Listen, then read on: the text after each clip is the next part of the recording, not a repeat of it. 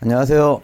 구대표 이야기의 구대표입니다. 11월 말부터 콜이 좀 나오기 시작해가지고 저희 기사님들 전화 받아보면 뭐 40만원 이상 찍었다고 하시는 분도 계시고 며칠 동안 30만원 찍었다고 하시는 분도 계시고 물론 잘 되신 분들이니까 신나서 전화하신 건데 어쨌든 11월 말부터는 오다가 나와주는 것 같아가지고 다행인데요. 12월 달에 바짝 해야 될 것 같아요.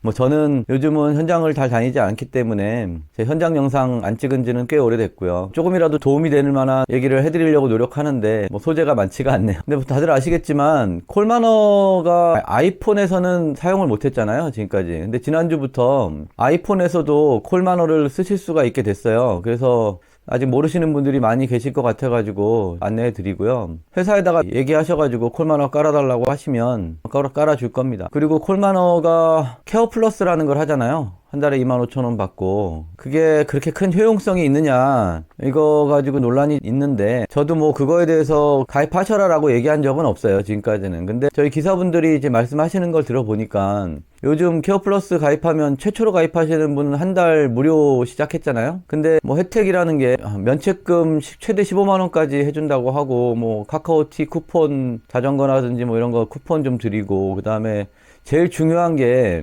목적지 배차를 할 수 있는 거잖아요.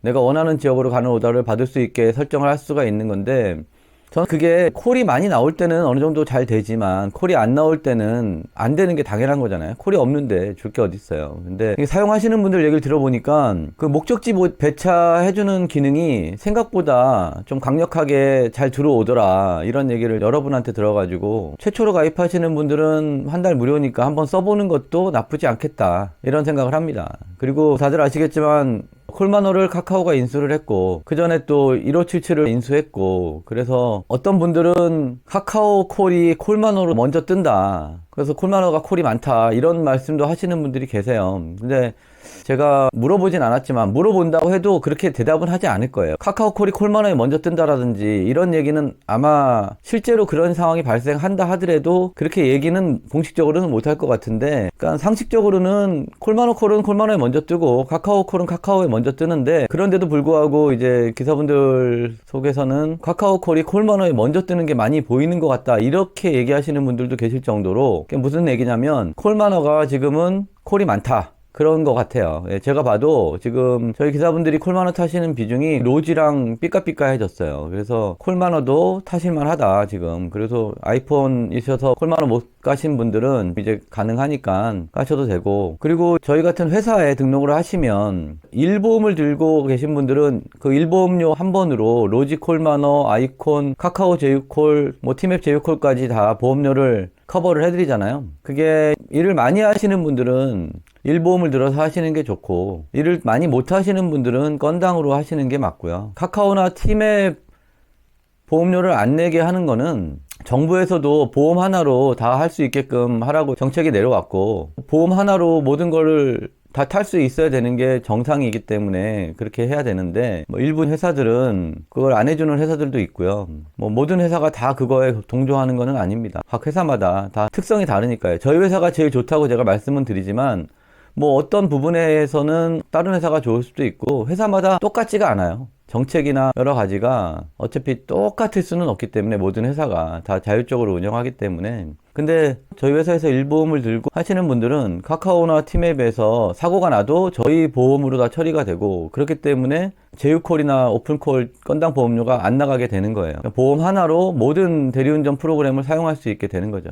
뭐 혹시 모르시는 분이 계실까봐 말씀드린 거고요. 그리고 이제 탁송을 해야 되냐 안 해야 되느냐 이런 문의가 많으세요. 근데 탁송도 하시는 게 좋기는 합니다. 근데 이제 탁송이 좀 단점이 있잖아요. 단가가 싸다든지 콜 나오는 시간이 정해져 있다든지 콜을 잡으면 바로 상황실에 먼저 전화해야 된다든지 사진을 찍어야 된다든지 약간 좀 번거로운 게 있어요, 탁송이. 근데 제일 문제는 뭐냐면 탁송을 처음에 가입을 하시고 나서 한 50% 이상은 바로 그만두세요. 근데 그만두면 다시 원상복구가 되면 문제가 없는데 이게 보험회사에서 면책이라는 것 때문에 이제 높은 보험료로 갔다가 다시 낮은 보험료로 갈 때는 보험료가 원래 내던 보험료로 가는 게 아니라 10%에서 20% 사이로 할증이 됩니다. 그래서 저희도 참 그게 난감하고 탁송으로 바꿔달라고 할 때 미리 말씀을 드리는데 이게 조금 문제가 좀 있어요. 원상 복귀하면 보험료가 그대로 가야 되는데 10%에서 20% 정도 올라간다는 거. 그래가지고 제가 어떻게 하냐면 탁송을 건당으로 가입을 해가지고 한 10콜 정도만 타 보십시오. 그리고 나서 탁송을 내가 할 수 있겠다 싶으면 그때 일보험으로 가입하십시오. 이렇게 말씀드리거든요. 그래야 나중에 손해가 안 생기기 때문에. 그래서 탁송을 해야 되느냐 말아야 되느냐 하시는 분들이 많은데 일단 건당 탁송으로 해보시고 본인한테 맞으면 그때 일보험으로 변경하는 걸 추천드리고요. 그리고 돈을 많이 벌려면 할 수 있는 건 다 해야 됩니다. 그래서 탁송도 해야 되고 뭐 정장도 입으시면 당연히 수입에 도움이 되시고, 그 다음에 요즘 콜이 새벽에 나오는 비중이 높아졌어요. 다들 아시겠지만 그래도 12월 달이니까 수입을 좀 많이 높이실 수 있었으면 좋겠습니다. 그리고 추우니까 꼭 따뜻하게 입고 다니시고요. 오늘은 짧게 여기까지만 하겠습니다. 끝까지 시청해주셔서 감사하고요. 좋은 하루 되십시오. 감사합니다.